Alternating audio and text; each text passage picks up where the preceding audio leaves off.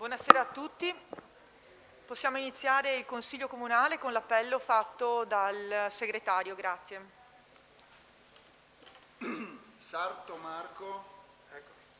Montisano Vera. Presente. Doretto Catiuscia. Presente.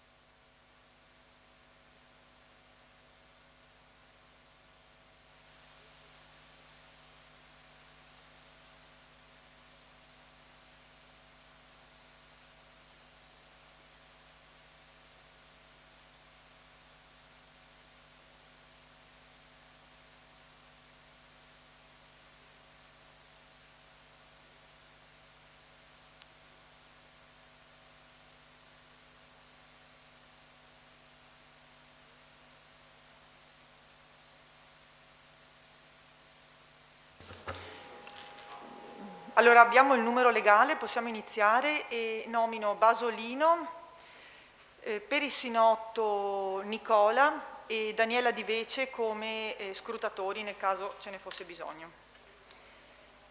Possiamo passare all'ordine del giorno. Punto primo, interrogazioni e interpellanze, se ce ne sono. Bene, alla parola.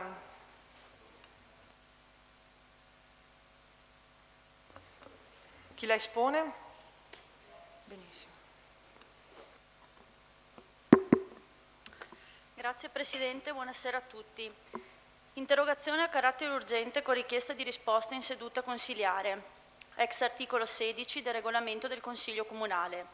POR FESR 2014-2020, azione 3.3.4/D.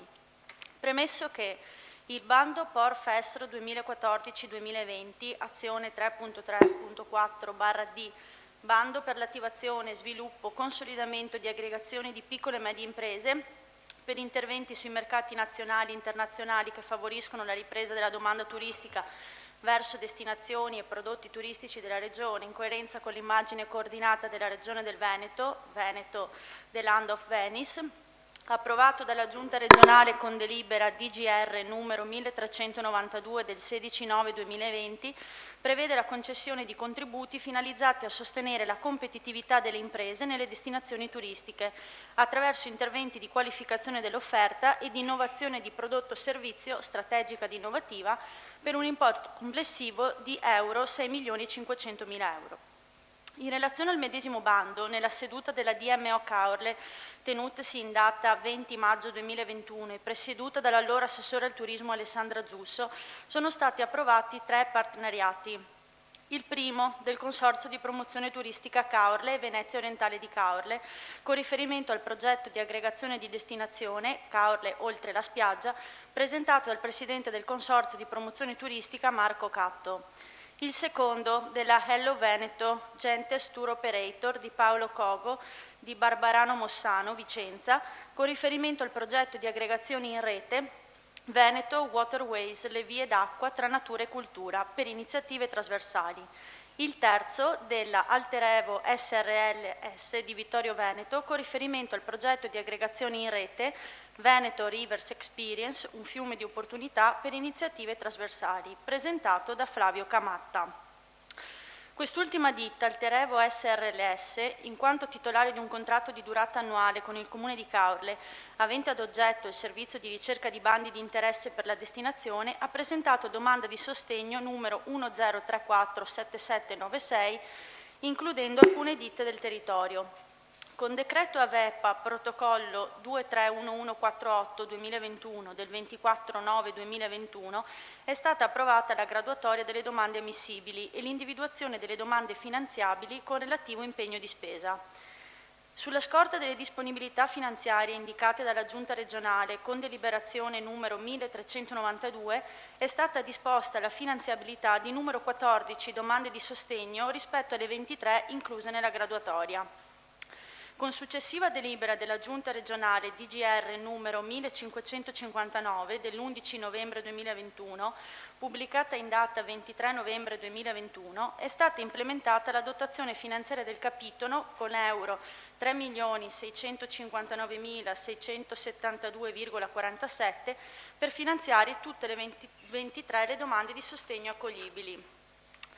Tra queste, la domanda presentata da Ello Veneto Gentes, alla quale partecipano alcune ditte di Caorle, ha ottenuto il 7° posto. Quella presentata da Alterevo SRLS si è posizionata al 18° posto in graduatoria, mentre non risulta il progetto presentato dal Consorzio di Promozione Turistica Caorle e Venezia Orientale. Ad oggi non è chiaro se il Consorzio di Promozione Turistica Caorle e Venezia Orientale abbia presentato la domanda di sostegno nei termini o se, viceversa, le risorse messe a disposizione dalla Giunta regionale con il bando siano andate definitivamente perdute per negligenza del soggetto deputato alla presentazione della domanda relativa al progetto per il quale la DMO Caorle aveva deliberato di concedere il partenariato, con grave danno alle imprese turistiche locali.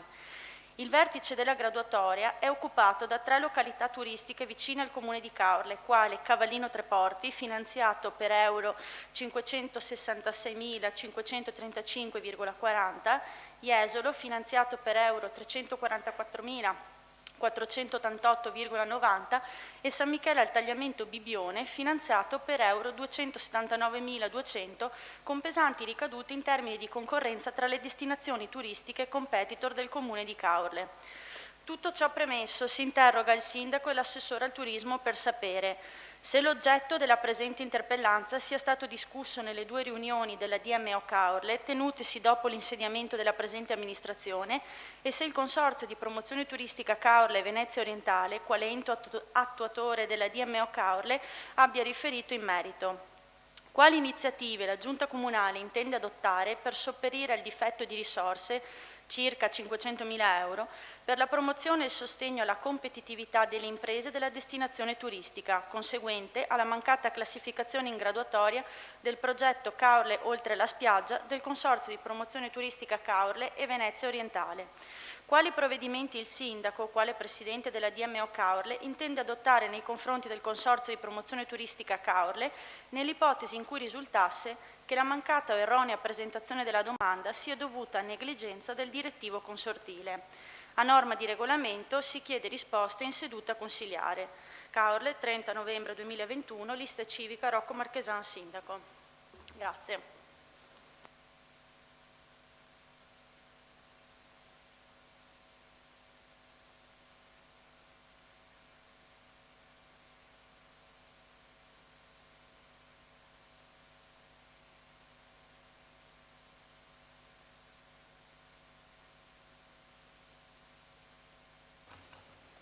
Prego, consigliere Striuli. Grazie Presidente, buonasera a tutti. Interrogazione a carattere urgente con richiesta e risposta in seduta consiliare ai sensi dell'articolo 16 Regolamento del Consiglio Comunale. Scadenza bandi Regione Veneto. Premesso che in materia sociale la Regione Veneto lo scorso 12 ottobre 2021 ha approvato la delibera di Giunta regionale 1391 con la quale è stato indetto il bando per il finanziamento di iniziative e progetti per l'invecchiamento attivo, determinando in euro 1 milione l'importo massimo delle obbligazioni di spesa che detta delibera è poi stata pubblicata al bollettino della Regione Veneto, numero 136 del 13 ottobre 2021, che l'allegato B0 della citata delibera prevede che i destinatari del finanziamento sono anche gli enti locali in forma singola o associata della Regione Veneto, e che il termine per la presentazione della domanda è scaduto il 12 novembre scorso. Che in materia di ambiente la Regione Veneto lo scorso 11 novembre 2021 ha approvato la delibera di Giunta regionale 1534 con la quale è stato indetto il bando per l'assegnazione di contributi a sostegno di interventi di adeguamento e o manutenzione straordinaria dei centri comunali di raccolta di rifiuti urbani, determinando in euro 1.050.000 l'importo dei contributi erogabili, che detta delibera è stata pubblicata al bollettino della Regione Veneto 149 il 12 novembre, che l'allegato A prevede che i destinatari dei contributi sono le amministrazioni comunali della Regione Veneto e che il termine per la presentazione della domanda è scaduto il 30 novembre 2021. Che in materia di ambiente la Regione Veneto, sempre lo scorso 11 novembre 2021, ha approvato la delibera di Giunta regionale 1535 con la quale è stato indetto il bando per l'assegnazione di contributi a sostegno di interventi di rimozione e smaltimento di rifiuti, determinando in euro 1.290.000 l'importo dei contributi erogabili, che detta delibera è stata pubblicata al bollettino della Regione Veneto 149 il 12 novembre scorso, che l'allegato A prevede che i destinatari dei contributi sono le amministrazioni comunali della Regione Veneto e che il termine per la presentazione della domanda è scaduto il 30 novembre 2021. Rilevato che trattasi di materie di grande sensibilità sociale e ambientale, rientranti peraltro nelle finalità statutarie del Comune di Caule, si interroga il Sindaco per sapere se il Comune di Caule ha presentato nei termini le suddette domande di finanziamento e di contributo. In caso di avvenuta presentazione delle domande in tutto o in parte, quali sono i progetti finanziati o oggetto di contribuzione? In caso di non avvenuta presentazione delle domande in tutto o in parte, quali sono le motivazioni che hanno determinato l'amministrazione comunale a non presentarle? A norma di regolamento si chiede risposta in seduta consiliare. Lista civica Rocco Marchesan, Sindaco.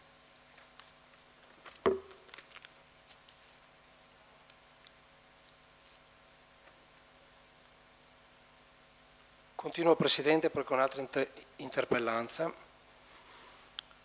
Interpellanza a carattere urgente con richiesta e risposta in seduta consiliare ai sensi dell'articolo 16 del regolamento del Consiglio Comunale. Salviamo Villa Franchetti.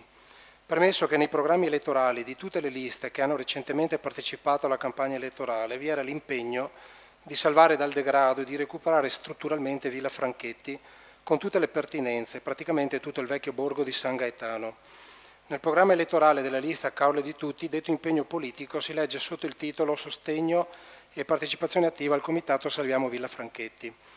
Nelle intenzioni del citato Comitato, sicuramente condivise da tutte le altre liste, vi è l'acquisizione al patrimonio comunale di quel bene che nelle condizioni in cui versa però molto difficilmente potrà essere acquisito da un privato.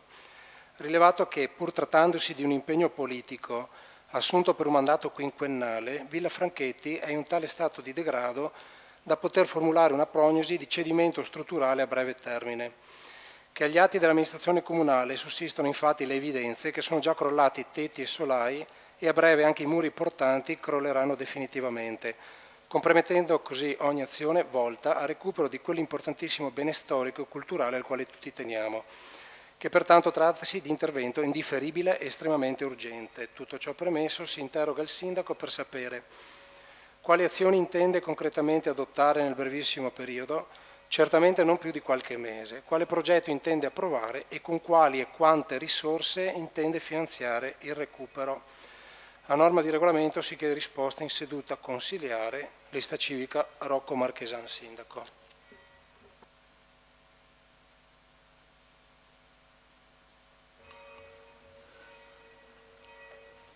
Ci sono altre interrogazioni o interpellanze? No, perfetto. Allora chiedo al Consiglio la possibilità di mettere al voto l'anticipazione del punto 6 come punto da discutere immediatamente nell'ordine del giorno, in quanto nella presentazione che verrà fatta, nell'ambito della presentazione del punto che verrà fatta dall'assessore Munerotto, è stato invitato anche il coordinatore metropolitano di avviso pubblico, che è Francesco Rizzante, il quale è presidente del Consiglio del Comune di San Donà e hanno consiglio anche loro questa sera, per cui chiedeva se era possibile anticipare il punto in modo da poter partecipare successivamente al Consiglio Comunale presso il suo Comune.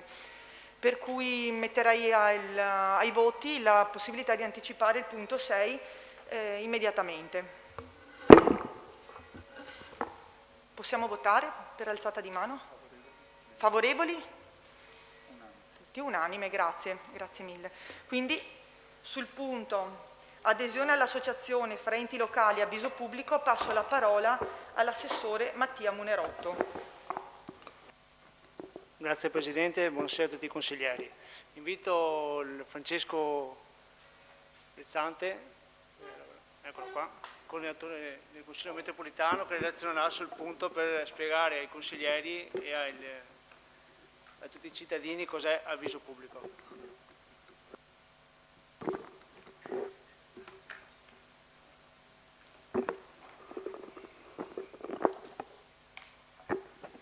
Buonasera a tutti, saluto la Presidente, la saluto il Sindaco, saluto voi tutti i consiglieri e vi ringrazio per questa inversione al punto dell'ordine del giorno che mi consente, una volta finita la trattazione di questo punto, di correre a San Donà per aprire il Consiglio Comunale. Allora io insomma sarò abbastanza breve nell'illustrazione, poi eventualmente rimango a disposizione per qualsiasi domanda.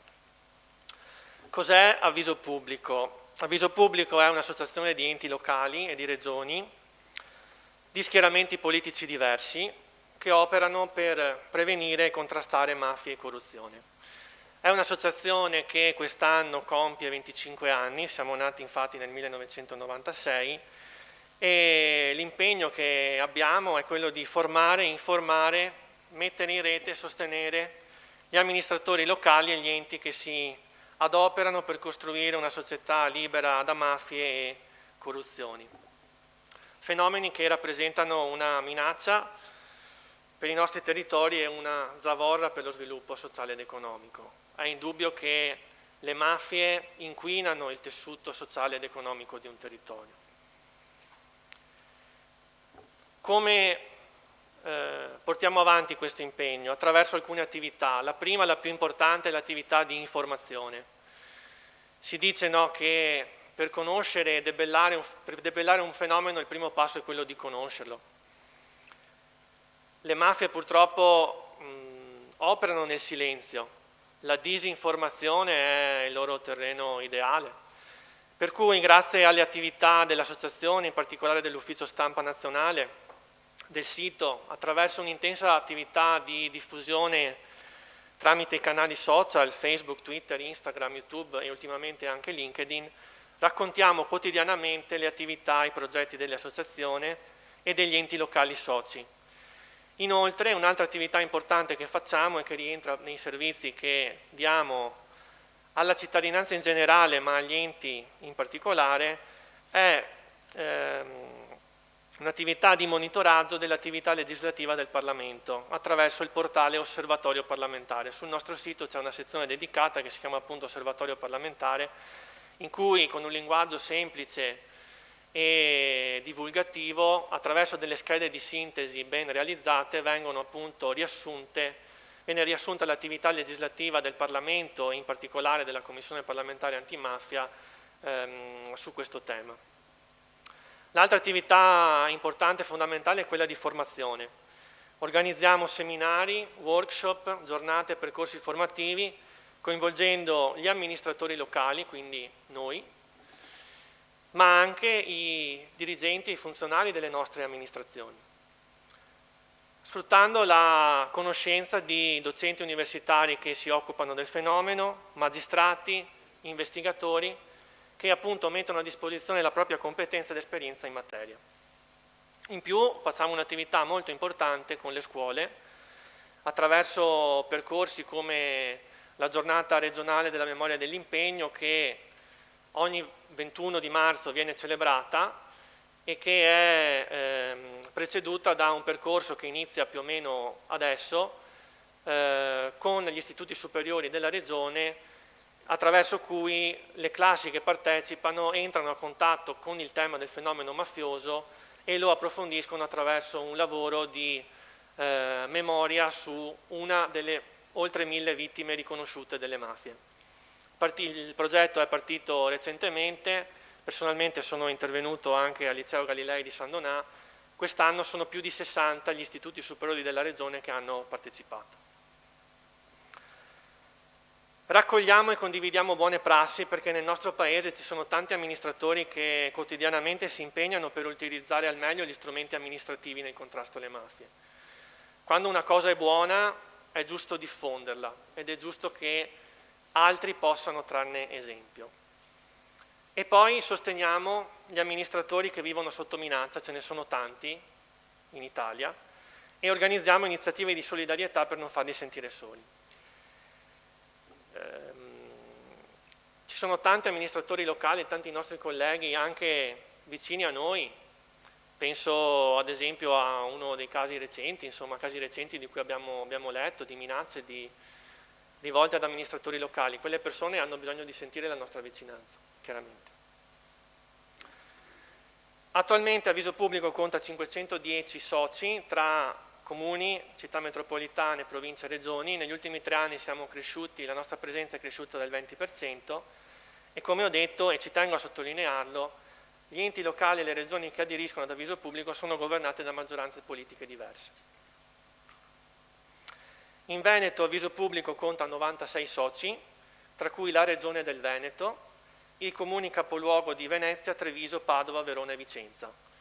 Nell'area metropolitana di Venezia attualmente i comuni aderenti sono 12, ve li elenco: il comune di Venezia, i comuni di Campolongo Maggiore, Dolo, Fossalta di Piave, Fossò, Marcon, Mirano, Noventa, San Donà di Piave, San Stino di Livenza, Stra e Torre di Mosto. In Veneto l'associazione è particolarmente attiva e lo è grazie a una legge regionale, la legge regionale 48 del 2012, che prevede delle misure per l'attuazione coordinata di politiche regionali a favore della prevenzione del crimine mafioso.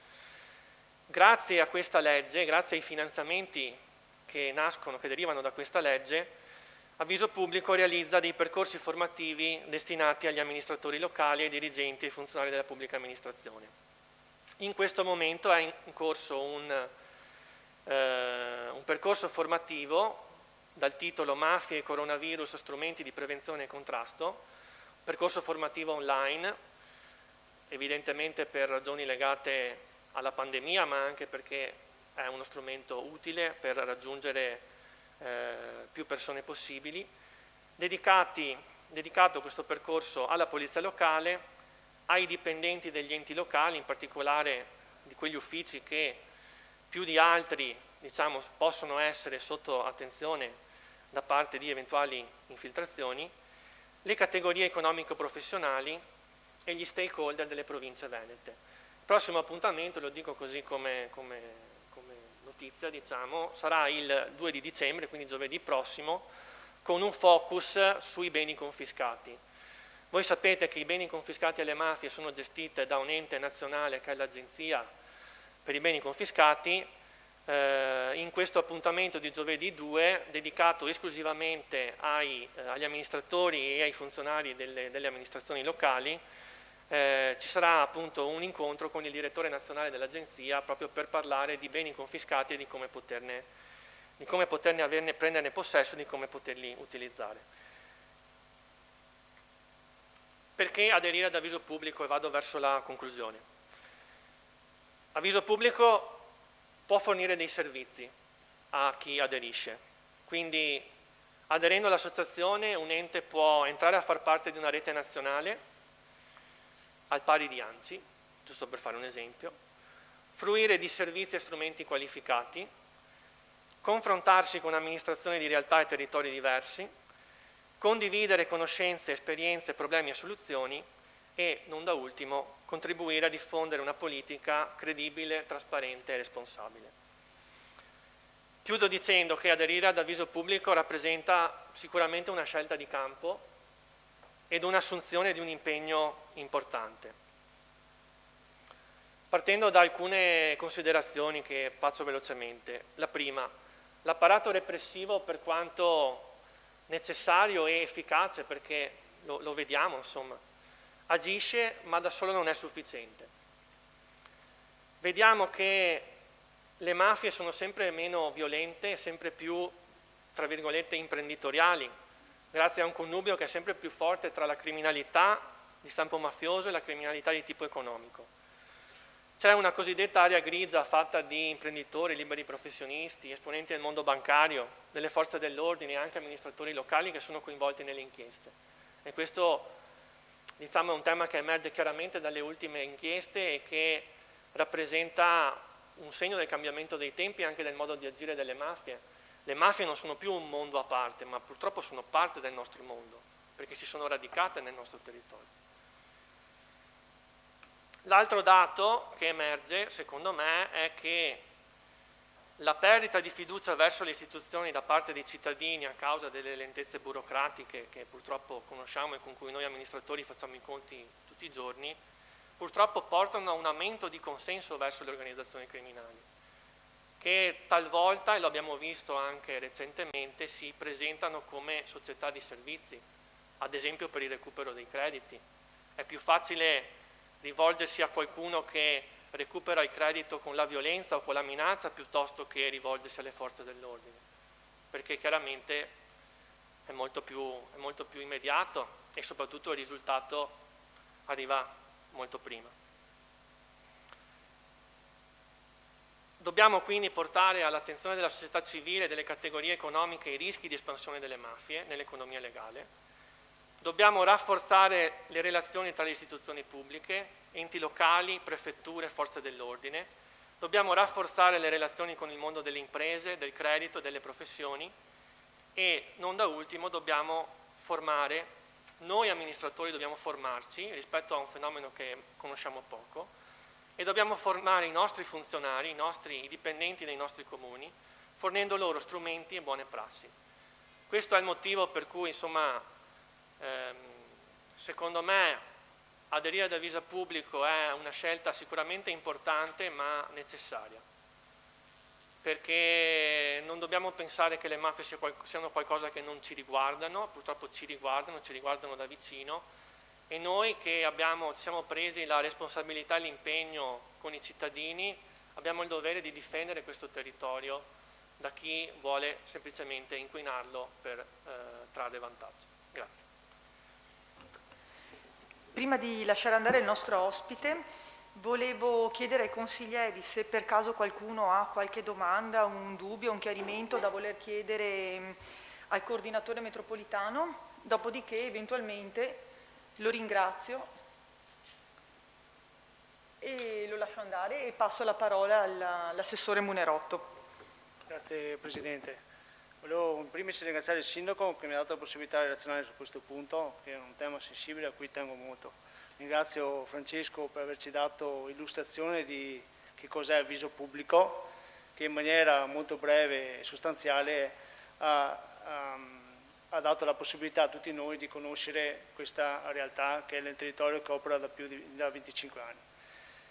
Se i consiglieri sono d'accordo, io eviterei eventualmente di dare lettura completa della delibera in maniera compiuta, anche perché i sostanziamenti e le premesse della delibera sono già state esplicitate con la relazione. Mentre nel deliberato il Consiglio si esprime con l'adesione ad Avviso Pubblico. Se naturalmente i consiglieri sono d'accordo, se no io procedo anche con la lettura della delibera. Volevo solo sottolineare due aspetti. Il primo, che si poteva fare una scelta come amministrazione anche diversa, perché si poteva aderire ad Avviso Pubblico attraverso una semplice delibera di giunta comunale.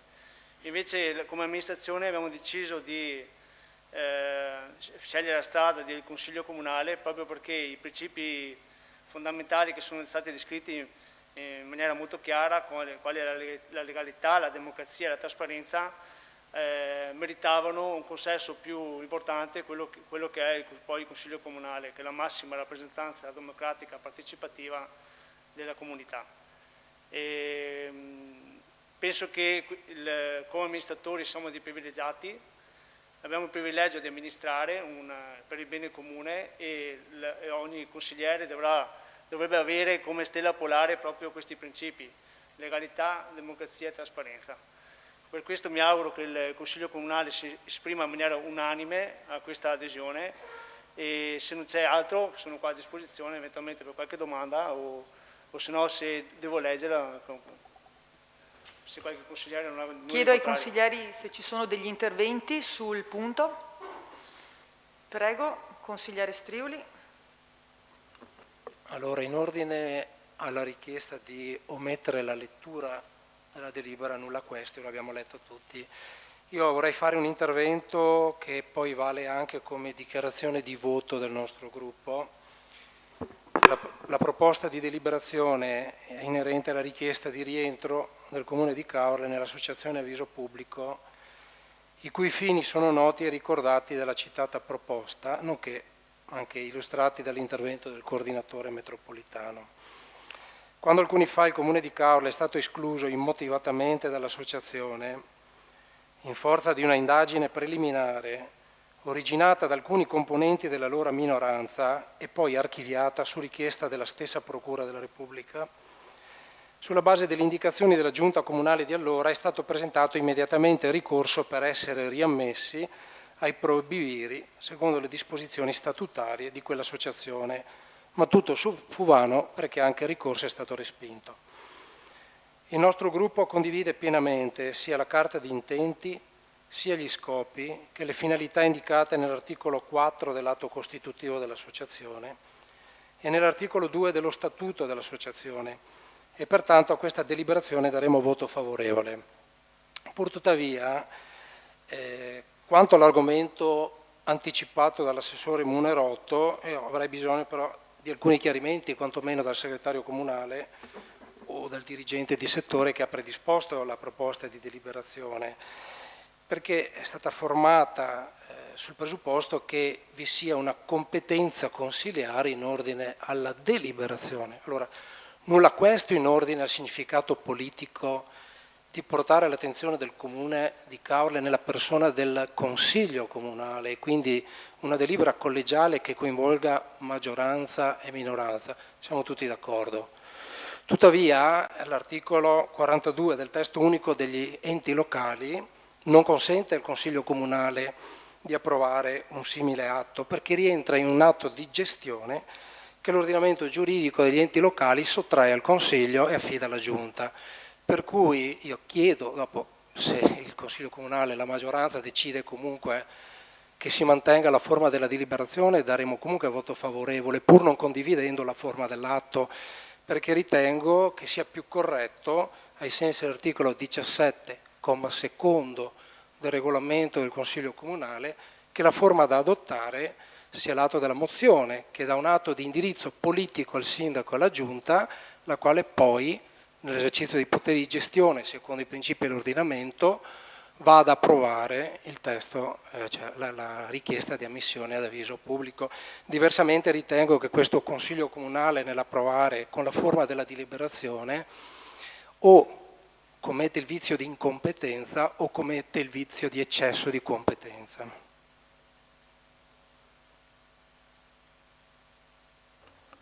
Lascio la parola al segretario. Non sono in grado di darle una risposta subito. Posso però dire che il voto del Consiglio Comunale avrà eventualmente sicuramente un valore politico e giuridico su eventuali altri atti che dovessero seguire, se si rendessero necessari, quali un'eventuale deliberazione di giunta o altro.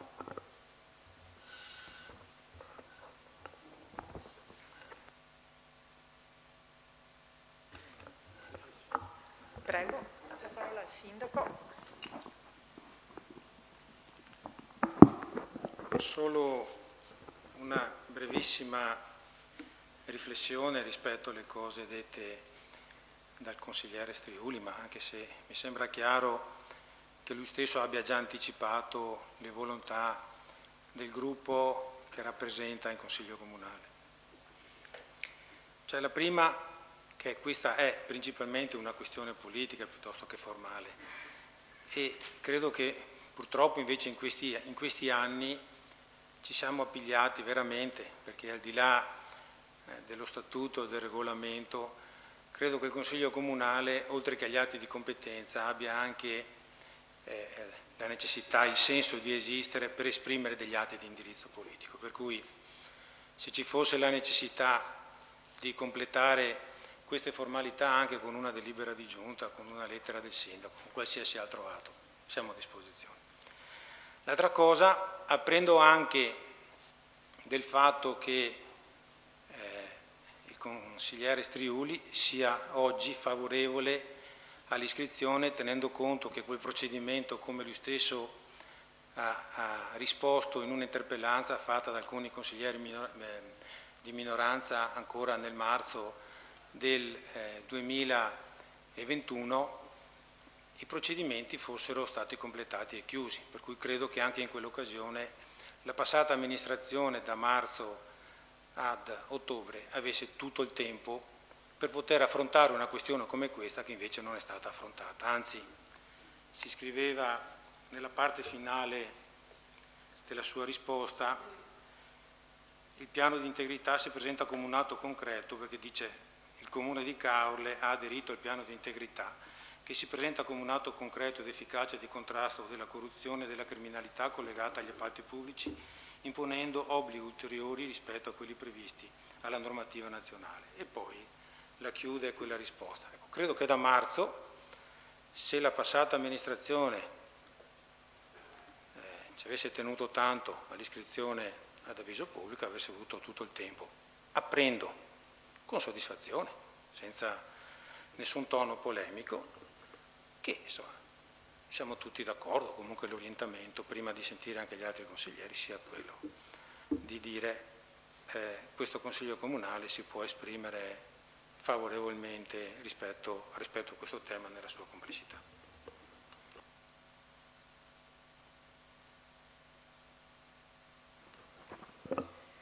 Ci sono altri interventi? Prego. Per diritto di replica, secondo il regolamento, allora nessuno ha contestato, Sindaco, che questo Consiglio Comunale possa dare un atto di indirizzo politico, ma lo deve fare con le forme previste dalla legge, non violando la legge. Per cui non è giuridicamente ammesso dall'ordinamento giuridico italiano che si dia un atto di indirizzo politico in Consiglio Comunale con una deliberazione. Viene dato con la mozione, lo prevede il nostro regolamento, il nostro statuto, il testo unico degli enti locali, la legge dello Stato.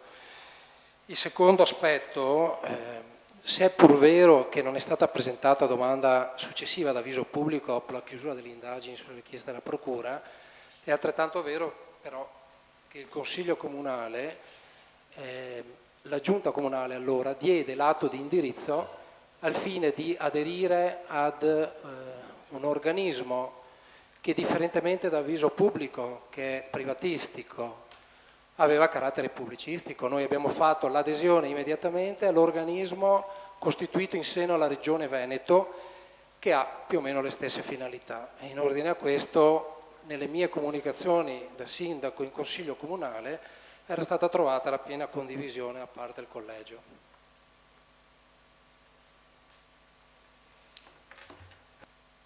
Dichiarazioni di voto? Prego, capogruppo Zia. Grazie Presidente. Allora, su questo punto la lista civica Caule di Tutti esprime parere favorevole. Prego, capogruppo Marchesan.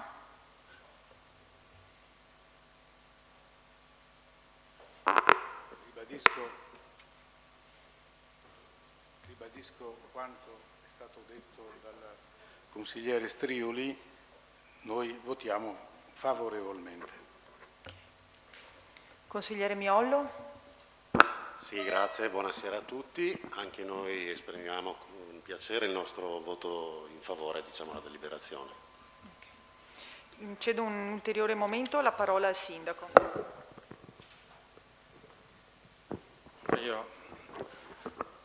A me non sembra di aver criticato e di aver giudicato.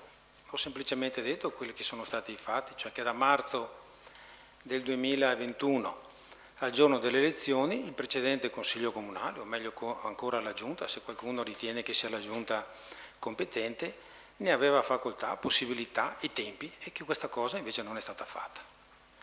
L'altro aspetto, io non ho evidentemente le competenze giuridiche né di preparazione rispetto al fatto che questo sia un tema di Consiglio o un tema di Giunta. Mi affido evidentemente ai tecnici perché faccio tutt'altro mestiere. Una considerazione sicuramente mi viene da fare, che se immagino alcuni provvedimenti che lei stesso adottò, ad esempio sulla nomina della Giunta Comunale che fu fatta all'epoca invocando il diritto, perché lei così fece, sulle quote rosa, poi sappiamo come è andata a finire, per cui autorevole il suo intervento, autorevolissimo, però pensiamo che ci possa anche essere dell'altro.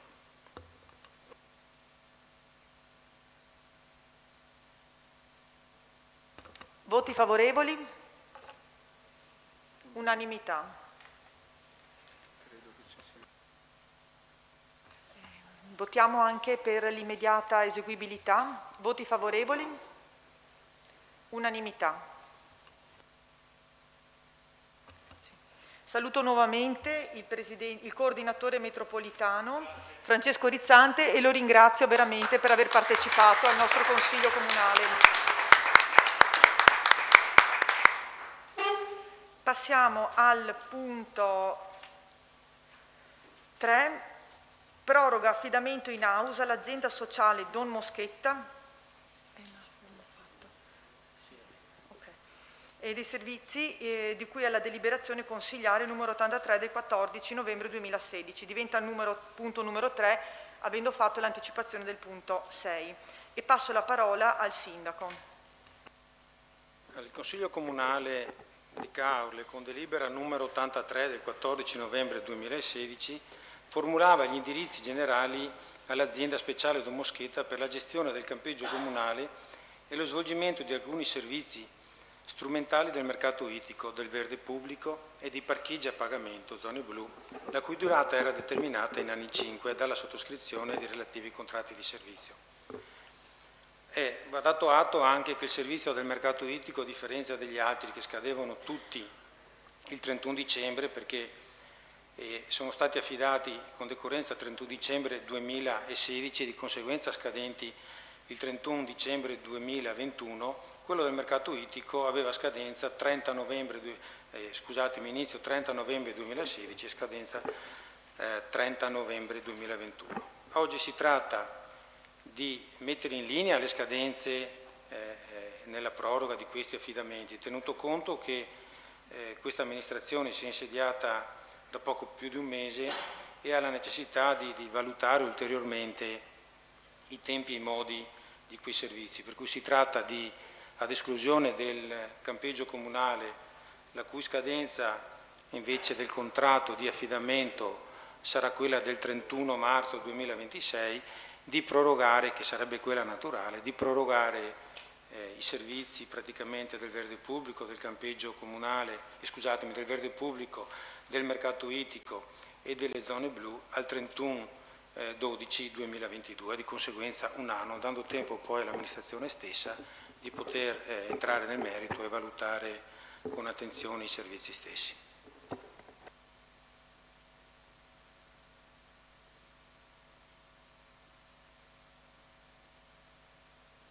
Ci sono interventi? Prego, capogruppo Marchesan. Grazie Presidente, buonasera a tutti. Volevo leggere le intenzioni del nostro Governo. La presente deliberazione propone di ridurre a un anno anziché a 5 anni la durata della stipula del contratto di gestione del mercato ittico comunale da parte della Don Moschetta, mentre lascia invariata a 5 anni la durata della gestione del campeggio comunale. In relazione a ciò si vuole mettere in evidenza che non si comprendono le motivazioni di non paragonare la complessità, la natura e gli investimenti della gestione del campeggio comunale a quella del mercato ittico comunale e quindi le ragioni di sdoppiare le due realtà e costruire due diverse scadenze contrattuali per le due simili attività. Si fa presente e si sottolinea che la gestione del mercato ittico di Caorle non è mai stata in mano a privati imprenditori, ma una volta nella storia di Caorle al Consorzio Peschereccio di Caorle, ente morale super partes, senza scopo di lucro, che ha svolto un ruolo sociale di cui tutta la popolazione peschereccia ne ha beneficiato per decenni e ora è gestito dalla pubblica amministrazione tramite la Don Moschetta.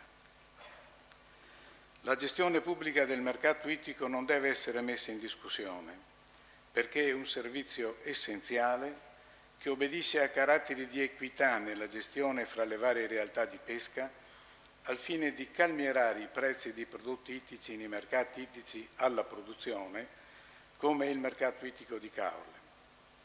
Inoltre, la gestione pubblica svolge anche una funzione sociale, che oltre a garantire la sicurezza dei posti di lavoro, garantisce anche la sicurezza ai pescatori di vendere il proprio prodotto ittico anche nei periodi di notevole quantità di pescato o di pescato di scarso pregio commerciale e questo in modo particolare per le piccole realtà di pesca, piccole imbarcazioni, che a Caorle sono sempre più numerose e che, a differenza di grossi pescherecci, hanno scarso potere di contrattazione nei confronti degli acquirenti e che garantiscono nel contempo una pesca sostenibile e rispettosa dei fondali e della fauna marina. Pertanto si sottolinea ancora che dove la finalità di una realtà operativa svolta dalla pubblica amministrazione ha una funzione sociale, l'ente pubblico non deve guardare la passività o l'utile di quella determinata attività svolta e quindi il bilancio passivo non deve essere motivo di esclusione di quel servizio dall'ambito della gestione pubblica.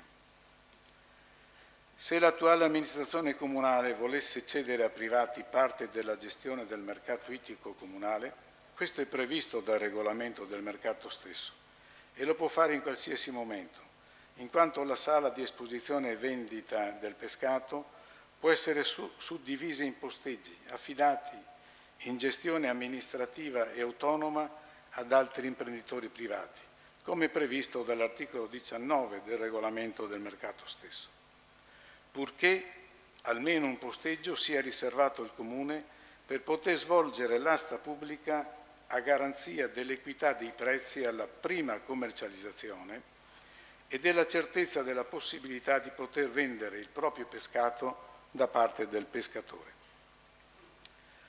Non si vuole pensare che questo possa essere il primo passo per dismettere la gestione pubblica del mercato ittico e passare tutto in mano ai privati e quindi non svolgere più quella importante funzione sociale a cui ho appena accennato.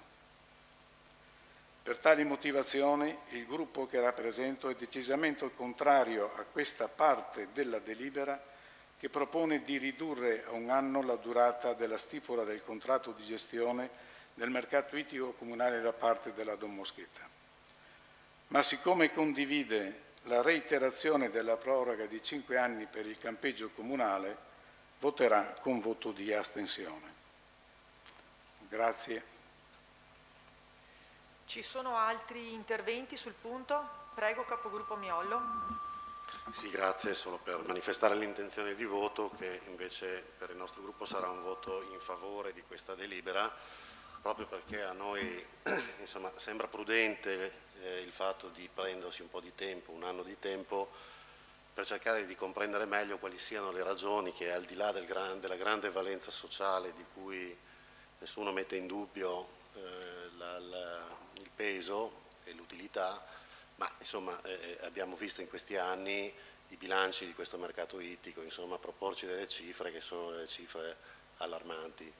E quindi il fatto di poter prorogare di 1 anno forse dà tempo all'amministrazione anche di riuscire a comprendere meglio se ci possono essere dei correttivi, o comunque se ci possono essere delle azioni da poter svolgere in seno ad una gestione che tutti auspichiamo rimanga una gestione a controllo pubblico, ma che non escluda magari anche l'idea, appunto, come detto anche dal dottor Marchesan, di poter immaginare che ci possa essere, attraverso una partecipazione del privato, magari maggiore interesse all'utilizzo di questo mercato. Grazie.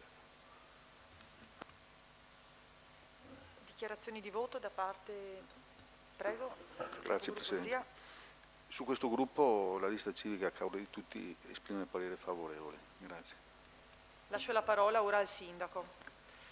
Sì, solo un paio di precisazioni, perché è opportuno anche, come avevo cercato di fare in Commissione, e spiegare che l'intenzione dell'amministrazione comunale non è assolutamente quella né di privatizzare, ma di mantenere il mercato ittico comunale come mercato ittico comunale a gestione pubblica. Per cui il fatto che si rinnovi solo per 1 anno e poi, guarda caso, tutti e 3 i servizi e quei servizi vengono rinnovati solo per 1 anno. Sul campeggio c'è una valutazione diversa anche legata agli aspetti contrattuali, c'è un contratto di locazione, tant'è vero che per il campeggio la scadenza è il 31 marzo 2026, perché c'era un contratto di locazione di 9 anni, per cui di fatto era in qualche modo obbligatorio il rinnovo, perché è evidente che se io do all'istituzione i locali, devo per forza di cose, e vincolandomi con un contratto, devo per forza di cose rinnovare anche quel servizio. È altrettanto vero, le spiegavo in commissione capogruppo Marchesan, che oggi noi avremmo potuto fare anche un contratto di 5 anni, la facoltà è prevista di recesso, per cui sarebbe stato squisitamente un atto formale che avremmo potuto, tanto per farci belli, avremmo potuto revocare in qualsiasi momento, ma l'intenzione è proprio questa.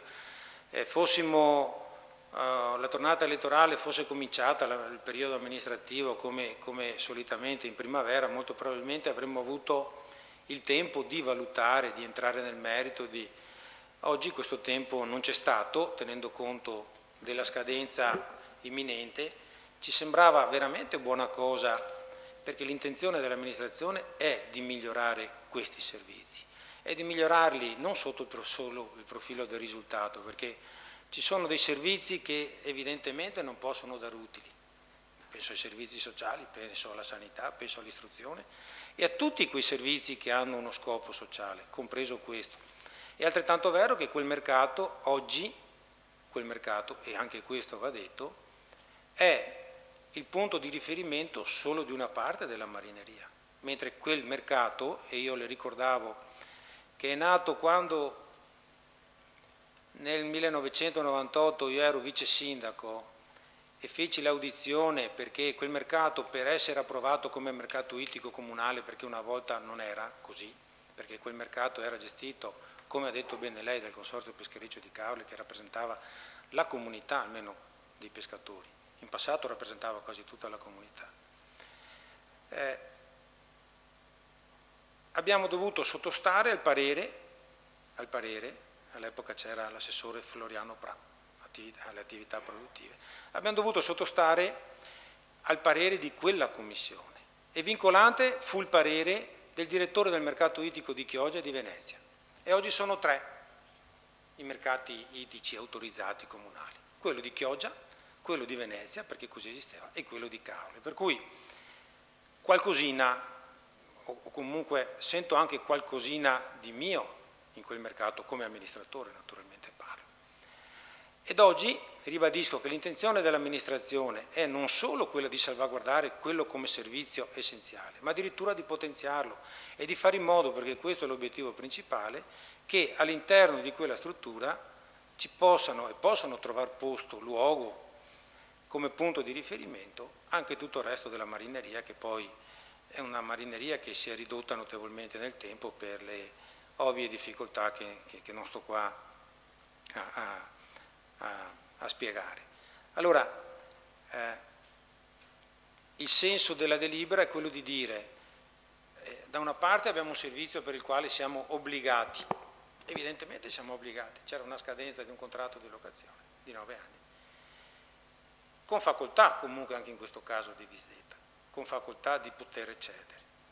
E dall'altra abbiamo rinnovato per 1 anno per le motivazioni che abbiamo detto, ma l'intento, e avremmo potuto anche non manifestarlo in maniera così esplicita, è quello di mantenere una gestione del mercato ittico che non si dica diversamente, del mercato ittico comunale, ma di farla anche funzionare meglio di come è funzionata oggi, pur consapevoli di quello scopo sociale che il mercato ha avuto e che lei ha richiamato. Ecco, questo era il senso di questa delibera e della proroga nei termini che abbiamo manifestato. Voti favorevoli?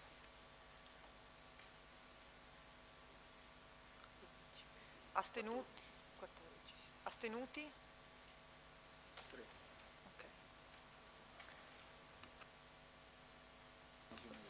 Okay. Votiamo anche l'immediata eseguibilità. Voti favorevoli? Astenuti? Passiamo al punto 4, relativo alla ratifica deliberazione della Giunta Comunale del 25 novembre del 2021, avente ad oggetto variazione d'urgenza al bilancio di previsione finanziario 21-23, con conseguente adeguamento del PEG 21-23. Do la parola all'assessore Montesano. Grazie Presidente. In sostanza in questa delibera, adottata con urgenza in vista dell'imminente inizio delle festività natalizie, abbiamo effettuato delle variazioni di capitolo di spesa all'interno del bilancio di previsione finanziario 2021-2023, spostando dei capitoli di spesa non utilizzati nei capitoli necessari per procedere con le manifestazioni natalizie, più l'utilizzo di altri 15.000 euro del Fondo Funzioni Fondamentali. E tutto questo è stato deliberato il 25 di novembre dalla Giunta e come da regolamento va ratificato dal Consiglio entro 60 giorni. Se volete io vi leggo tutta la delibera, oppure se vi basta così l'informazione è questa. Se ci sono domande. Ci sono interventi? Prego, consigliere Striuli.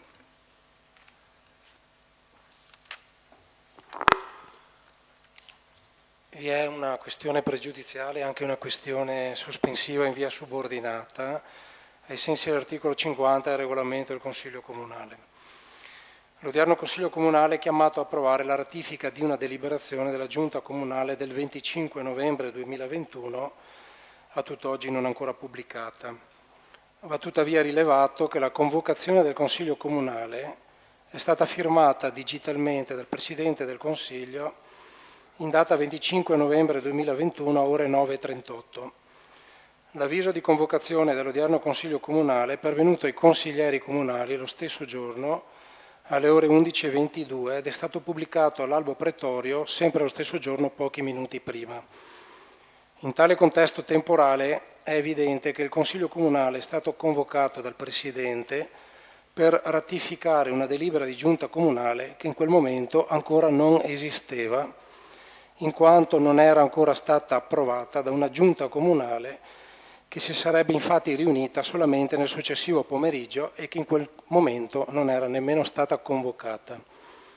A mente del parere 9 aprile 2009 del Ministero dell'Interno, se è pur vero che le delibere della Giunta Comunale per essere efficaci non necessitano della pubblicazione all'albo pretorio, qualora vengano dichiarate immediatamente eseguibili ai sensi dell'articolo 134, ultimo comma del testo unico, e infatti la contestazione non riguarda questo punto, è però altrettanto vero e facilmente intuibile che risulta necessario che detta delibera sia almeno esistente, ossia sia almeno stata approvata, ossia esista almeno la volontà formata dall'organo collegiale.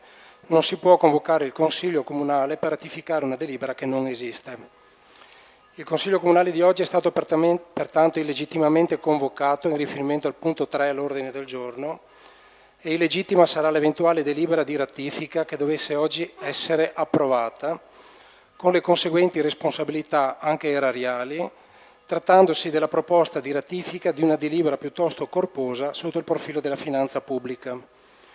Concludo pertanto chiedendo al Presidente, con separata duplice votazione, preliminarmente ai sensi dell'articolo 50,1 del regolamento, sollevando questione pregiudiziale che l'argomento non sia discusso e venga ritirato dall'ordine del giorno. In via subordinata, ai sensi dell'articolo 50,2 del regolamento, sollevando questione sospensiva che l'argomento sia rinviato ad altra adunanza. Per le motivazioni indicate, se le questioni pregiudiziali e sospensive dovessero essere entrambe respinte, a valere anche come dichiarazione di voto, il voto del nostro gruppo sarà contrario per illegittimità dell'atto. Sul punto chiamerei il dottor Balossi a relazionare. Grazie.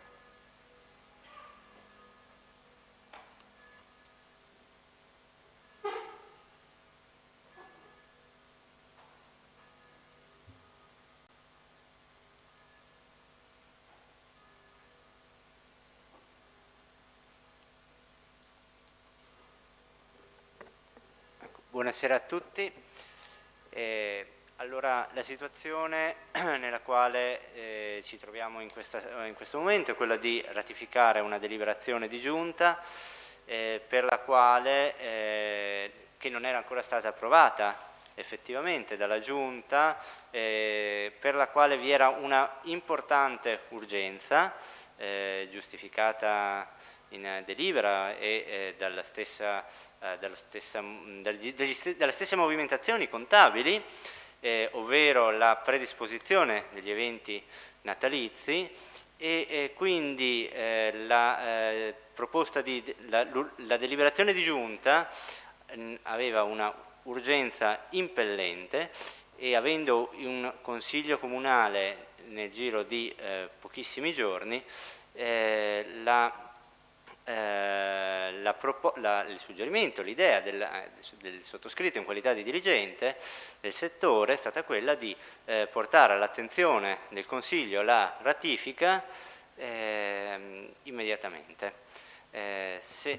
Dall'altro lato avremmo anche potuto avere un problema opposto, ovvero io non conosco ad oggi le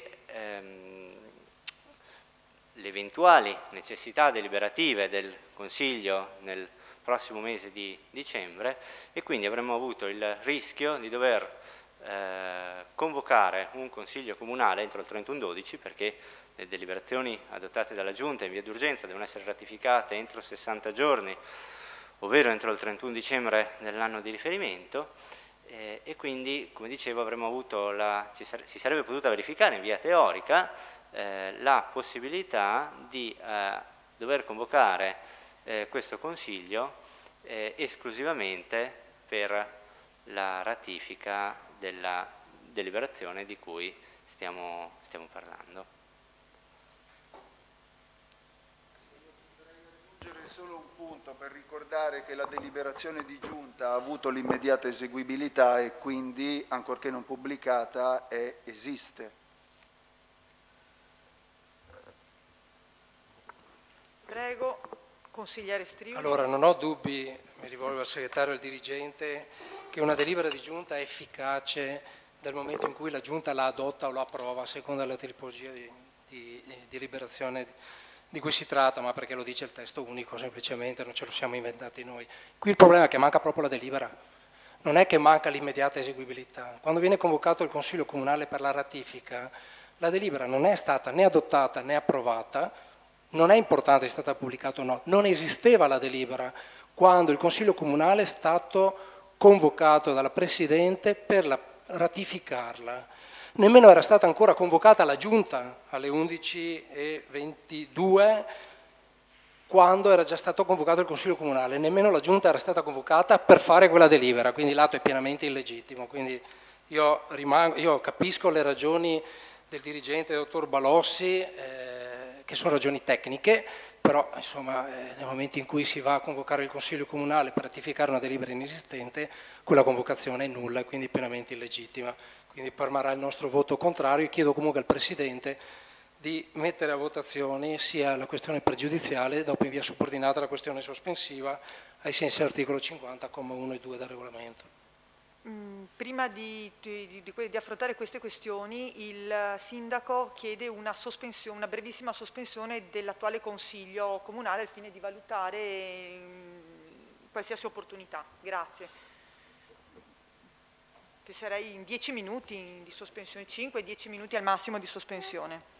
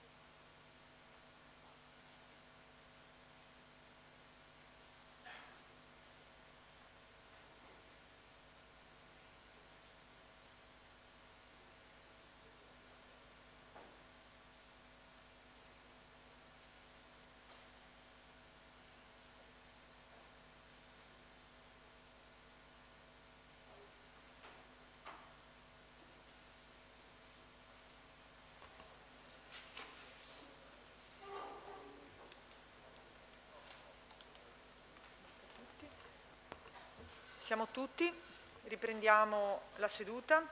Sul punto si propone il ritiro dell'argomento. Dichiarazioni di voto. Prego, capogruppo Zia.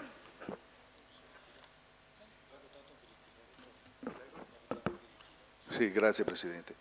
Il gruppo intende ritirare il punto. Altre dichiarazioni di voto? Prego, capogruppo Marchesan. Buonasera, grazie. Il mio gruppo vota favorevole al ritiro del... Capogruppo Miollo.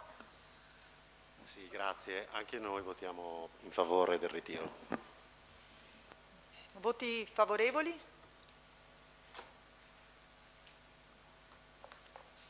Unanimità? Unanimità.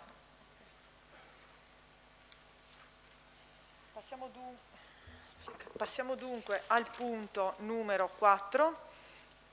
Approvazione bilancio finale di liquidazione della società Caorle Patrimonio SRL in liquidazione. Do la parola al Sindaco. Si tratta di approvare il bilancio finale di liquidazione della Caorle Patrimonio, una società che era nata nel 2005 e nel 2006 circa, al fine di ovviare ai problemi che la normativa a livello nazionale aveva posto alle amministrazioni pubbliche in termini di gestione di alcuni servizi e di investimenti. Siamo all'atto finale tenendo conto che la liquidazione è cominciata nel 2016 e oggi il Consiglio Comunale è chiamato ad approvare diciamo così, l'ultimo atto formale insomma, per la definitiva chiusura di questa società, tenendo conto che quei servizi a cui facevo riferimento prima, pertanto verde e parcheggi in passato, erano gestiti appunto da questa società. Si è chiuso il periodo della liquidazione e di conseguenza il Consiglio è chiamato ad approvare l'atto definitivo.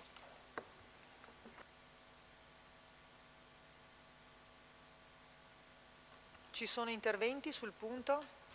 Prego, consigliere Striuli.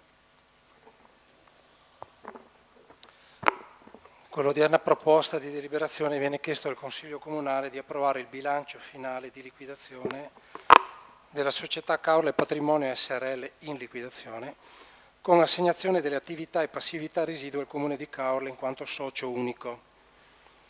Considerato che l'indirizzo del legislatore italiano di procedere al riordino delle società partecipate dagli enti locali è stato iniziato e portato avanti dalla precedente amministrazione e che da parte dell'attuale liquidatore della Caorle Patrimonio, dottor Padrone, vi è stata costante informazione all'apparato amministrativo comunale del percorso liquidatorio, a differenza del liquidatore precedente nei cui confronti pende azione di responsabilità e risarcimento del danno.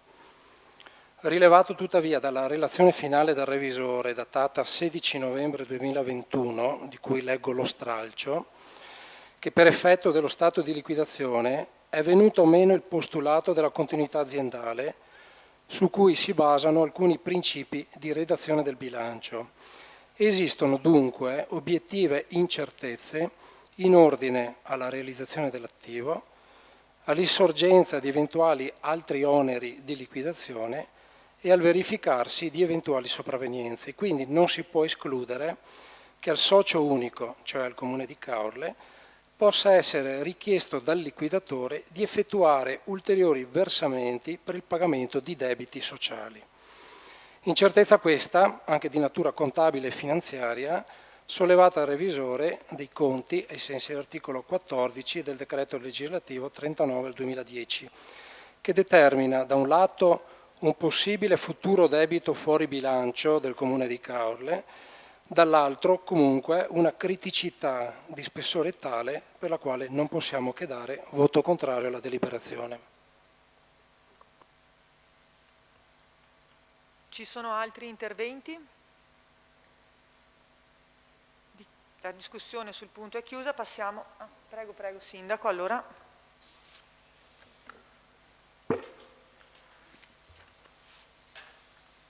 Sì, ho ascoltato il consigliere Striuli con attenzione rispetto almeno alle sue affermazioni, al percorso della liquidazione.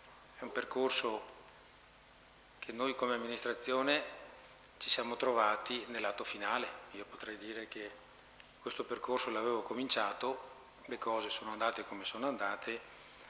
Ora potremmo approvare anche tutti o votare tutti i contrari rispetto a quest'atto, ma quest'atto è non solo obbligatorio rispetto alla situazione che si è creata, ma è altresì vero che vanno fatte delle valutazioni rispetto anche all'ipotesi di eventuali debiti fuori bilancio, perché se uno dovesse guardare oggi il bilancio di liquidazione della Cavour del Patrimonio si troverebbe ad osservare che il risultato di gestione è di un utile di 2.200.000 euro. Di conseguenza uno potrebbe dire beh, è stato un ottimo risultato, ma non è così, perché a ricongiungimento di due tipi di contabilità, quello per competenza e quello per cassa, è altrettanto evidente che il patrimonio in capo al Comune poi non viene contabilizzato se non solo nell'occasione della redazione del bilancio, perché sono stati trasferiti una serie di beni, per conto vengono consegnate e contabilizzate soprattutto le passività alle quali il Comune farà fronte con un avanzo di amministrazione, come è stato detto in Commissione.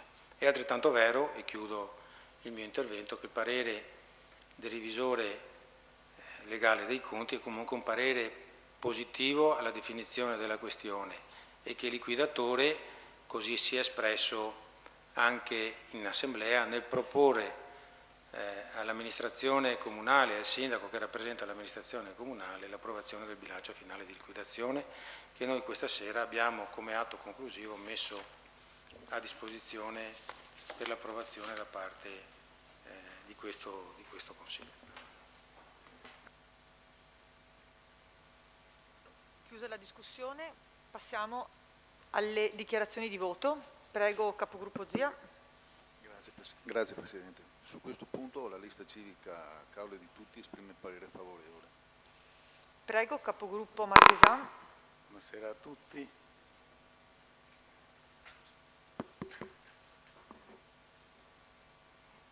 Non funziona. Buonasera a tutti. Il voto nostro rimane voto contrario all'approvazione della delibera. Prego, capogruppo Miollo. Grazie Presidente, noi ci asterremo. Passiamo alla votazione. Voti favorevoli?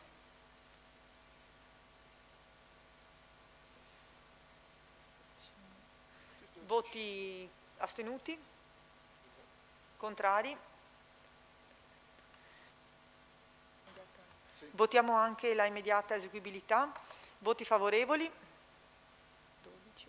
Astenuti? Contrari? Grazie. E passiamo all'ultimo punto relativo alla variazione al bilancio di previsione 2021-2023 e cedo la parola al Sindaco.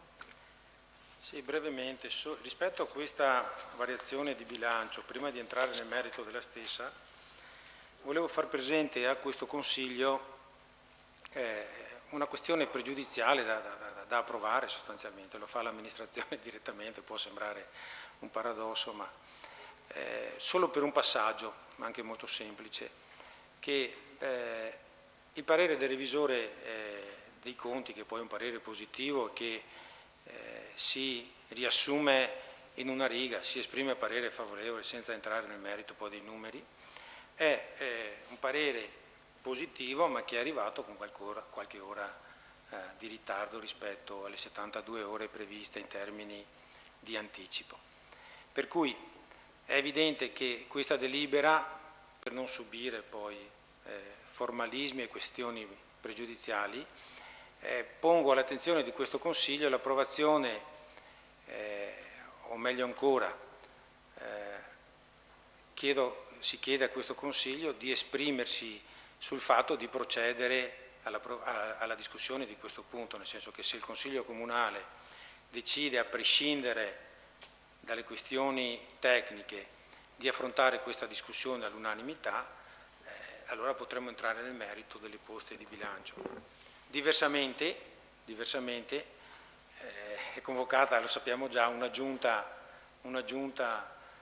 qualche minuto dopo questo Consiglio per approvare nei termini ultimi l'approvazione della delibera di giunta, che poi può essere ratificata entro i 60 giorni successivi. Ci sono dichiarazioni sul punto?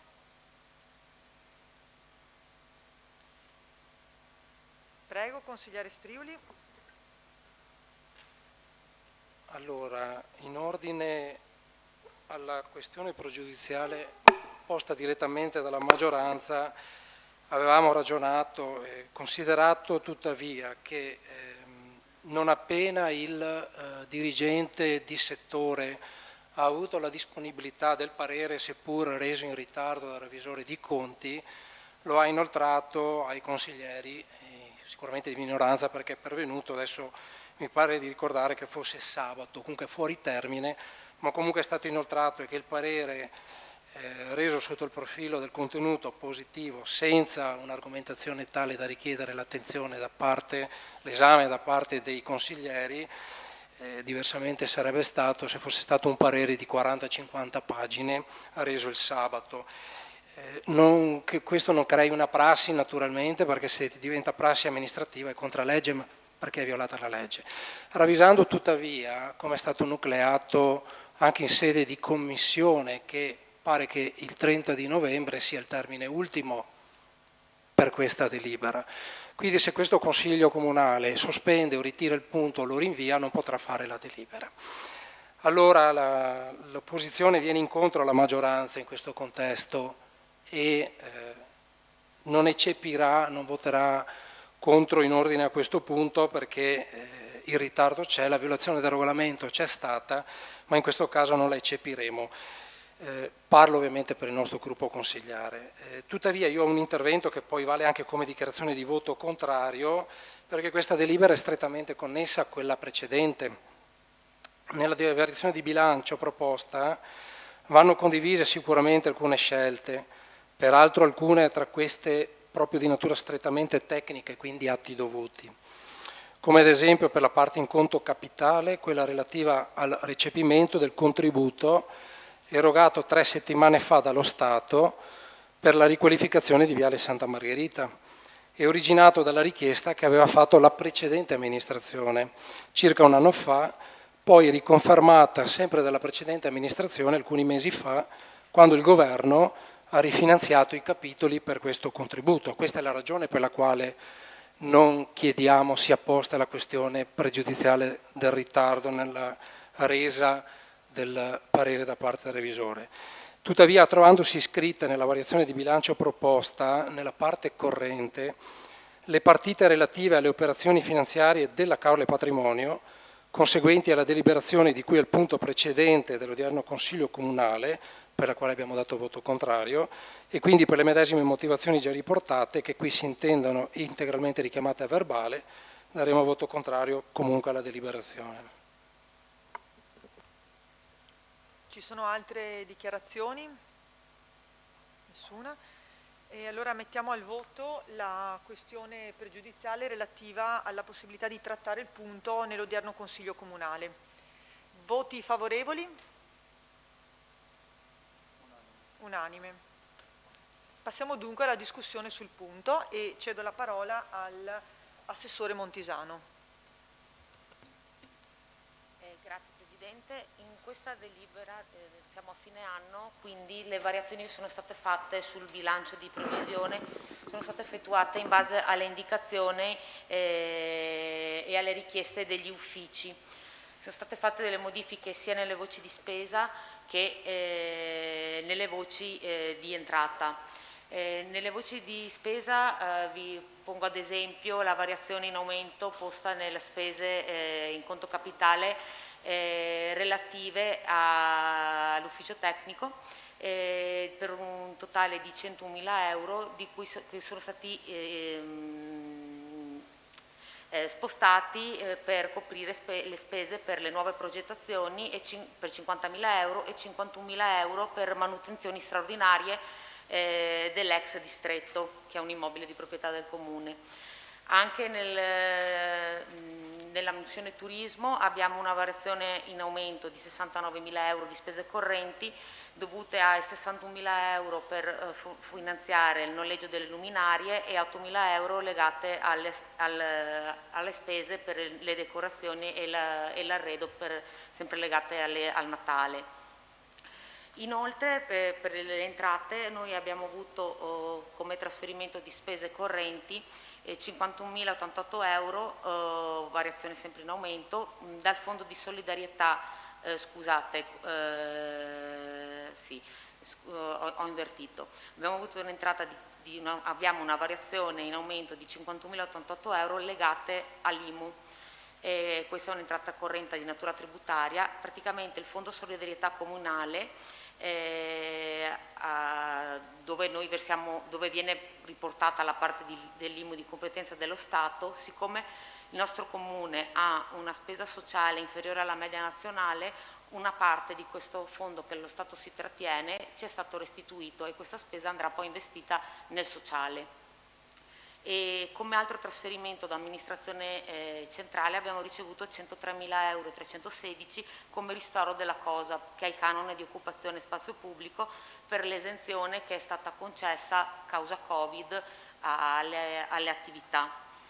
Io, se volete, vi procederei con la lettura del verbale, oppure se ci sono domande mi faccio aiutare però in questo caso dal dirigente, perché io entrando in corsa non ho partecipato alla formazione completa. Ci sono chiarimenti da chiedere sul punto? Interventi di altro tipo? Nessuno? Possiamo passare allora al...